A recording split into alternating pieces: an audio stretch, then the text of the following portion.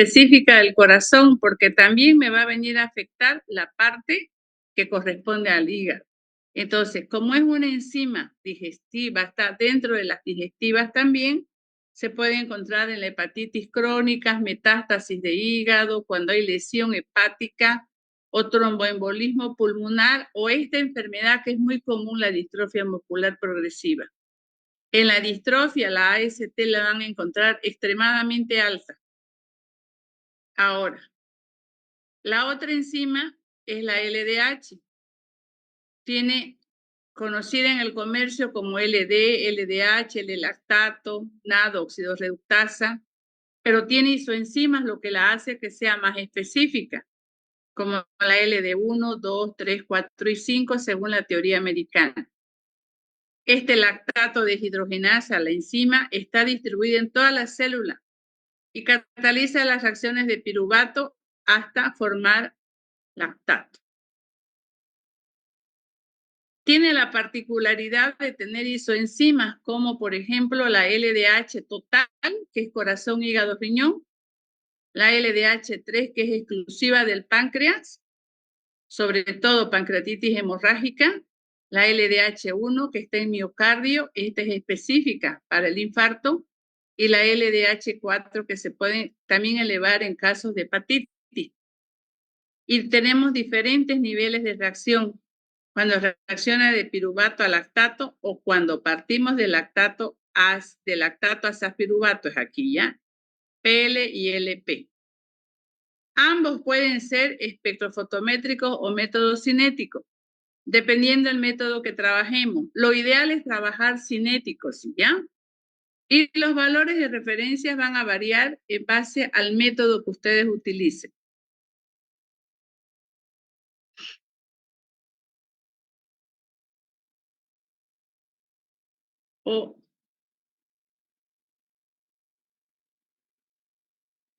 Me voy a salir un ratingo de aquí, ¿ya? Me desenchufé. Se me cruzó.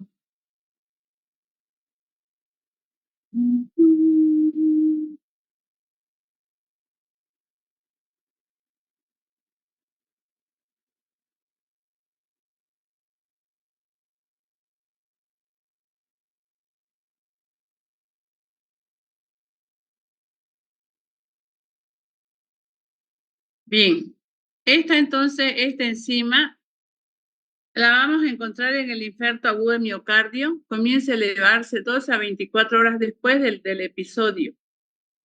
El pico máximo hasta 72 horas y va a seguir elevada hasta el 7º o 10º día. Esta es la particularidad del LDH, que va a continuar alta hasta el 10º día o 14º día. Cuando hay un infarto agudo, puede elevarse hasta 10 veces su límite superior. Se encuentra en la mayoría de los tejidos y esto hace que no sea muy útil para usarla en el infarto, pero sí es buena cuando la persona sigue internada en una terapia intensiva y se le hace controles posteriores. Lo mismo está elevada en el infarto, también el CA, problemas de hemólisis es característica, eritroblastosis, pielonefritis o lo mismo que la AST en la distrofia muscular. Pero tenemos las enzimas secas, la creatinina fosfoquinasa, creatina quinasa, adenina trifosfato, depende el nombre con el producto que ustedes compren, pero esta también tiene isoenzimas, lo que la hace específica. Como deriva de músculo y de cerebro, podemos tener la CK1, que es una mezcla de CKBB, músculo y cerebro. Tenemos la CK2, que es la CK y la parte MB, y la CK3, que es la mitocondrial. Entonces, todas tienen la CK de cerebro y tienen la parte miocárdica, ¿ya? Menos esta de aquí, que es más que todo mitocondrial. Cataliza la formación de los ATP que se requieren para el sistema de transporte, catalizan la fosforilación reversible de la creatina y el ATP es el dador del grupo fosfato. Entonces partimos de una creatina con ATP a través de la CK, que es la enzima, para formar fosfocreatina con ADP. Depende del pH que utilicemos, si es ácido o es alcalino. Las enzimas cardíacas tienen muchos métodos para analizarse, ¿ya? Podemos utilizar, por ejemplo, la exoquinasa y la glucosa 6-fosfato. Para todos los líquidos orgánicos puede ser un método de elección. Sus valores de referencia van a variar siempre en base al método que ustedes utilicen, pero estos valores que tienen aquí son más universales. Fíjense, un recién nacido puede tener hasta 100 y en el infarto agudo de miocardio puede elevarse hasta 2500. Y cuando hay un problema de distrofia muscular progresiva, se puede elevar hasta 60.000. Por ejemplo, si ustedes hacen gimnasia y van y se sacan sangre para hacerse una enzima cardíaca, van a tener valores muy altos y no significa un infarto, porque no hay clínica, pero sí hay un agotamiento muscular, ¿ya? Esta enzima, si la relacionamos al infarto, comienza a elevarse 2 a 6 horas luego de que se produzca el daño y alcanza su máximo 18 a 24 horas después. Lo mismo la podemos encontrar en todas las miopatías congénitas, igual en la distrofia, infarto y accidente cerebrovascular. La CK, entonces, se encuentra en el organismo, especialmente en el músculo estriado, y se relaciona mucho en la dosificación del infarto, pero también en la distrofia muscular progresiva. Esta, ya les he dicho, tiene dos cadenas M y cadena B. Se combinan y forman la CKMB. Por ello es que tenemos la muscular, la esquelética, la mitocondrial. Tanto la enzima CK como cualquiera de su enzima CKMB se van a elevar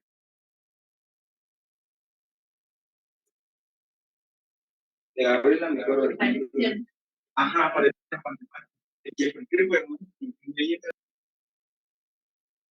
su audio, por favor, compañero. Estoy como ustedes sedienta. Acabo de llegar de tomar examen de la... Bueno, tanto la enzima CK decía como su enzima, la MB, se van a elevar desde las 3 horas hasta las 12 horas después del infarto y sus máximos valores 12 a 24 horas. Pero se recuperan los valores normales hasta 72 horas, pero no quiere decir que el paciente sanó, el cuadro ya está, el daño ya está hecho, ¿ya? Podemos emplear, como les decía, mioglobina, troponina o después de confirmado la CK, la CKMB o la troponina. De repente ustedes están en un laboratorio de alta complejidad y tienen mioglobina para procesar en el paciente y tienen troponina. Tal vez ya no necesiten hacer una CK-CKMB, pero con seguridad en algún hospital público que no tenga la troponina, van a tener que hacer la CK, la CKMB. Pero si tienen la troponina 1, también les va a servir. Pero si no tienen troponina ese fin de semana en la urgencia, pueden hacer estas dos. O pueden hacer la ST, depende de lo que les soliciten. Entonces, aumenta en el infarto, también lo hace cuando existe traumas de músculos estriados, ahí aumenta un 95% en las inyecciones, en las intervenciones quirúrgicas. Por ello, la CK solita no es tan creíble en el infarto porque tiene que haber clínica del paciente, ¿ya? Se hacen también electroforesis, pero la electroforesis basada en la separación de las isoenzimas CK, como que no es útil en una urgencia. También puede hacerse métodos inmunológicos, pero tampoco no es tan útil los inmunoensayos con anticuerpos específicos solo para la CKMB, ¿ya? Aquí tenemos un cuadro donde ustedes pueden ver cómo aparece la mioglobina, cómo aparece la creatinina, la CKMB, miren la LDH. Ustedes, el médico les va a pedir que les hagan le va a pedir una cierta cantidad de enzimas, ustedes las van a procesar y él va a poder ver cómo va recorriendo, cómo van avanzando, disminuyendo sus concentraciones de las enzimas. Por eso es que a un paciente infartado se le pide cada 6, cada 8 horas, dependiendo del cuadro, como esté el paciente. Acá tenemos los picos también que se dan, miren.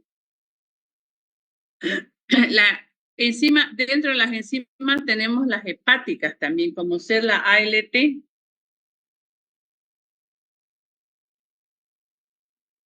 transaminasa, alanina aminotransferasa, L-alanino, 2-oxoglutarato aminotransferasa. Tenemos los métodos enzimáticos a través de UV-Wroblewski, tenemos donde actúa la alanina con alfa-cetoglutarato para formar glutamato y piruvato. Y estas reacciones se llevan en presencia del ANAD reducido en medio ácido y tienen sus valores de referencia dependiendo del método que vayan a usar. Nosotros estamos utilizando un método que nos lleva hasta casi 40, ¿no ve? De referencia. Cuando se eleva, igual mire, en los infartos, pero también se va a elevar en los estados hepáticos, ictericias parenquimatosas, lesiones superficiales o hepatitis crónica. Todo depende lo que la parte médica le solicite. Si hay una parte médica que es de escuela más antigua, probablemente les pida las transaminasas. Pero de repente hay partes que les pide solamente la ALT, ya no la AST. Normalmente las piden juntas. Pero también puede haber otra parte médica que solamente les pida fosfatasa alcalina o gamma-glutamil, dependiendo de dónde estén trabajando. En este caso, la fosfatasa alcalina está presente en las membranas de células de los tejidos, pero la FAL plasmática comprende principalmente aquella contribución que viene de hígado, hueso, intestino, embarazo y placenta, que es más lo que ustedes van a estudiar, los que van a trabajar en eso. Transfieren un fosfato de un grupo a otro y forman un alcohol y un nuevo compuesto fosfato. Cuando el aceptor es el fosfato, cuando el aceptor del fosfato es el agua, se forma el ortofosfato inorgánico y requiere la fosfatasa alcalina de iones de magnesio y de zinc para que sea estable y sea una máxima actividad, pero se puede inhibir por el calcio y el fosfato inorgánico. Cuando el paciente tiene fósforo inorgánico muy alto, entonces va a haber una inhibición. Aquí no significa que ustedes le van a agregar a su tubo magnesio y zinc, ya trae el reactivo para dar esta especificidad. Tenemos muchos métodos como el de Shinawara, que utiliza 2 puntos, o el beta-glicerofosfato, este es un sustrato que se llama beta-glicerofosfato, que es el que más usamos, que mide la liberación del fosfato inorgánico luego de 1 hora de incubación y lo podemos usar en todos los líquidos biológicos. Sus valores de referencia en algunos métodos hasta 160 y en los niños hasta 250. Pero si tienen un método ustedes que les dice 250, entonces se abocan a ese método, ¿ya? La particularidad de esta enzima es que en los niños y hasta que la persona tenga 18 años de edad, está aumentada por el proceso osteoblástico. Entonces, los niños en crecimiento, los niños con dolores óseos, pueden tener una fosfatasa alta elevada, pero no es una enfermedad hepática, sino que es un marcador óseo. Esta actividad de la fosfatasa alcalina en plasma aumenta cuando existe cualquier forma de obstrucción del tracto biliar, ya sea mecánico o ya sea patológico. Cuando hay una obstrucción biliar, empiezan las personas a teñirse porque hay cálculos, hay litiasis. Puede suceder en cualquier zona, una zona alta, como los conductos biliares intrahepáticos, o como ser en la cirrosis, o la zona baja, como los conductos biliares producto de los cálculos. Entonces, lo que hay aquí es una obstrucción.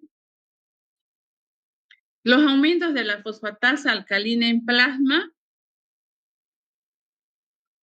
cuando es una enfermedad hepática, se producen aumentos también moderados en el embarazo, en el crecimiento de niños, adolescentes y enfermedades óseas donde exista una actividad osteoblástica aumentada. También en la enfermedad de Hodgkin, en el hiperparatiroidismo, raquitismo, neoplasia se van a estar aumentando. Y la cirrosis, obviamente, ¿no? Bien, entonces, la fosfatasa alcalina es una de las enzimas que más le van a pedir cuando hay un problema hepático, junto con la transaminasa. Si el dolor es muy intenso en la persona, entonces les van a pedir también que analicen la gamma-glutamil y también van a pedir una amilasa, porque como son lugares tan pequeños y están en el sistema digestivo, entonces las enzimas por conducción nerviosa pueden estar alteradas, ¿ya? La gamma-glutamil o la GGT, esta es una enzima microsomal. Se encarga de regular el transporte de aminoácidos a través de la membrana celular y produce la transferencia de grupos glutamilo desde el glutatión hasta formar un aminoácido libre. Sus principales órganos, riñón, vesícula seminal, páncreas, hígado, vaso y cerebro. Fíjense que está también implicado el páncreas, ¿ya?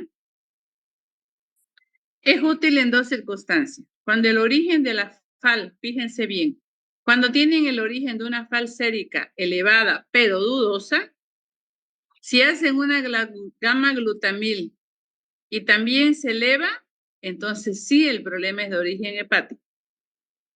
Pero si solamente se eleva la gamma-glutamil, no es de origen hepático, puede tener otra procedencia. Puede elevarse en pacientes que son alcohólicos crónicos, porque hay una inducción enzimática por el alcohol y también el daño hepático. Se eleva más en alcohólicos con enfermedad hepática, sobre todo la gamma-glutamil. Para su estudio, diferentes métodos, podemos utilizar diferentes sustratos, sobre todo el glutamil, la gamma-glutamil, la 4-nitronilida. Todas estas reacciones de la gamma-glutamil son amarillas débiles, ¿ya? Ambos métodos, el método que ustedes utilicen tiene que ser cuantitativo, lo ideal cinético. En realidad, ya gamma-glutamil colorimétrica no se hace, fosfatasa alcalina todavía, pero la gamma solamente es cinética. Va a sus valores de referencia hasta 28 en los hombres y 18 en las mujeres. Y aquí tienen el Sistema Internacional de Unidades, ¿no? Se eleva en las hepatitis alcohólica, crónicas, virales, obstrucciones biliares, colectasis, páncreas, metástasis en todos los problemas de cirrosis, hígado graso, la van a encontrar elevada, es una característica la gamma-glutamil del hígado graso que se encuentra elevada. Neoplasia o las obstrucciones extrahepáticas que tengan ictericia. Y la enzima digestiva, la que involucra páncreas, estamos hablando de la amilasa. Esta es una enzima de origen pancreática y a la vez es salival. Es pequeña, desaparece muy rápido en el suero, eso nunca lo olviden, porque se elimina muy rápido en orina. Pero si digamos el paciente en el ingreso estaba con una pancreatitis aguda y le dio 850 unidades amilolíticas, a los 3 días ya no va a estar en 850, ya puede estar en 500 o en 400, pero la tiene ya alta en orina, porque en pocas horas le elimina en orina. Pero no quiere decir que el paciente sanó, el daño ya está dado, sino que es su vía de eliminación. Cuando a veces ustedes tengan el paciente y no se eleva en orina, es porque viene a tener una macroamilasemia, que es una patología donde en lugar de que se elimine esa amilasa, se va a unir a las inmunoglobulinas y no la van a encontrar en orina. En la pancreatitis aguda tenemos que ese jugo pancreático sale del sistema canicular y se infiltra en los espacios intersticiales de glándula, mesocolon, mesenterio y cavidad peritoneal. Obedece a cambios de presión o de permeabilidad celular. Se elimina por los riñones, no se reabsorbe.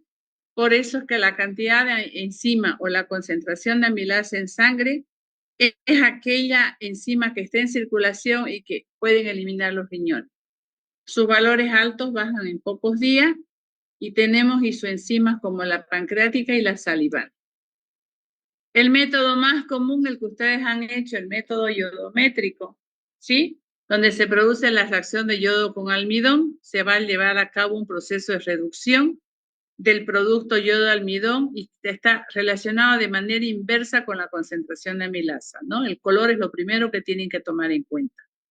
Una amilasa alta, una amilasa normal, su color va a salir verde pacay, verde oscuro. Una amilasa alta, ese verde se va a transformar en un color amarillo ocre. Eso lo van a recordar siempre, ¿ya?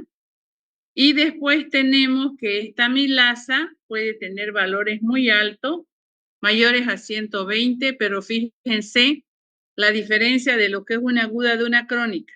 Una aguda puede llegar a valores altísimos, 300, 900, 12.000 unidades, pero una crónica puede estar 200, 300, 400. Y una normal no debe ser más de 120, máximo 160, ¿sí? Entonces, siempre que me digan, el paciente tiene una pancreatitis crónica, no esperen un resultado de una amilasa de 800. ¿Por qué? Porque la cronicidad significa que su órgano, su páncreas ya no está funcionando, entonces no hay liberación de enzima. En cambio, en la pancreatitis aguda, sí, ahí hay liberación enzimática, ¿ya? Entonces, la hiperamilasemia la vamos a encontrar en pancreatitis aguda, afecciones crónicas del páncreas, ulcus, colecistitis, traumatismos esplénicos, parotiditis en las paperas, se va a elevar. En las afecciones tóxicas del páncreas o las personas que reciben dosis de morfina para calmar el dolor. La hipoamilasemia, diabetes pancreática que tenga esclerosis, como les he dicho, que no funcione el páncreas, mongolismo, neumonía o necrosis fulminante pancreática. La otra enzima es la lipasa, triacilglicerola hidrolasa. Esta es mucho más específica, pero más fea de procesar, porque estas reacciones son reacciones turbias y los espectros no leen esa turbidez. Los espectros, para leer este tipo de enzima necesitamos un turbidinómetro, por ejemplo. Útil para determinar pancreatitis son enzimas que hidrolizan triacilgliceroles, o sea, los triglicéridos de cadena larga, actúan sobre la unión éster entre glicerol y el ácido graso de cadena larga y libera ácidos grasos o monoglicéridos de partículas más pequeñas, como aquí. Podemos utilizar reacciones de titulación con hidróxido de sodio o reacciones de titulación a través de un pHímetro, pero ya directamente mejor es que utilicemos el reactivo colorimétrico que tengamos en los laboratorios y en una sola reacción se lleva a cabo todo ese proceso. Porque aquí implicaría hacer la titulación, esperar que se libere el ácido graso, esperar que se conforme un color azul y utilizar un pHímetro. Entonces, más práctico es utilizar la otra reacción. Su valor de referencia hasta 200 unidades por litro. Esta hiperlipasemia, pancreatitis aguda, pancreatitis crónica, aquí me la detecta mejor, pero no llega a la concentración tan alta. Los cánceres de cabeza y páncreas, afecciones hepáticas, cirrosis, ictericia. Y la hipolipasemia la encuentran en embarazo, tuberculosis y la diabetes sacárica. Bien, entonces voy a dejar de compartir. ¿Listo? Esto sería lo que corresponde a la parte de cinética. Era poquito lo que nos faltaba. El examen es el día lunes. ¿A qué hora es, chicos, el examen? A las 11, doctora. Ay, yo pensé que era a las 9:30. 11:30 es, doctora. Ah, ya, 11:30. Bueno, por favor, van a dar junto con su examen práctico. Me están pidiendo que lo tome hoy día. No hay más tiempo, chicos. Estamos con la fecha, la muerte, y ustedes son más de 200. Es harto lo que hay que corregir. Entonces voy a tomarlo nomás en un solo día y nos vemos para cuando ya yo les avise cuando tengan las notas. En realidad yo tengo las notas del primer examen, pero han visto la falta de tiempo que he tenido, entonces no me ha sido posible. Y la otra era que yo le dé los exámenes al auxiliar para que el auxiliar se los muestre, pero prefería hacerlo yo nomás cuando corresponde. Van a dar su examen el día lunes, no se asusten, no tengan miedo. Van a dar los dos, teoría y laboratorio. Voy a tratar de hacer un examen que se relacione bastante el uno con el otro, ¿ya? No se preocupen, estudien, esmérense, ya es lo último. Prácticamente ustedes son sexto, ¿no? Les falta séptimo el laboratorio y ya salen profesionales. Es un poquito más que tienen que esmerarse. Mi consejo para los que van a pasar a octavo semestre, deben haber personas aquí que entran a octavo, porque hay algunas personas que repiten clínico, ¿no ve? Si van a entrar a octavo, ya saben ustedes que el último semestre para ustedes en la universidad es octavo. Entonces, procuren, consejo que les doy, materia de octavo que agarren, aprueben, traten de aprobarla en la primera, porque después se les dificulta, se complica con las rotaciones de los internados. Y hoy con la acreditación el internado tiene que estar mucho más,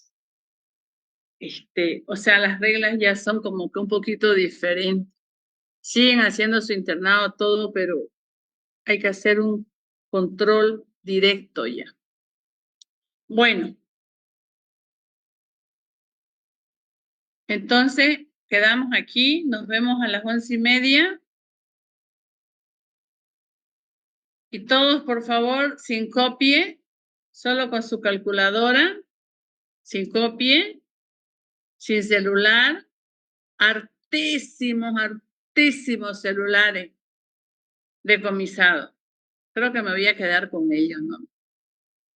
Hartísimos celulares, por lo menos 5 de cada materia me traen. Creo que se van a tener que decomisar, ¿no ve? Así tengo hartos teléfonos en la oficina, uno para cada funcionario. Bueno, los dejo que descansen y vayan a estudiar mañana para que estén listingos el día lunes, ¿ya? Gracias, chicos, y muchas felicidades por el logro y muy agradecida con todos ustedes. Que descansen ahora para que mañana estudien, duerman hoy y mañana se levantan temprano a estudiar. Bueno, hasta luego, chao, chao. Gracias. Hasta luego, doctora. Hasta luego, doctora.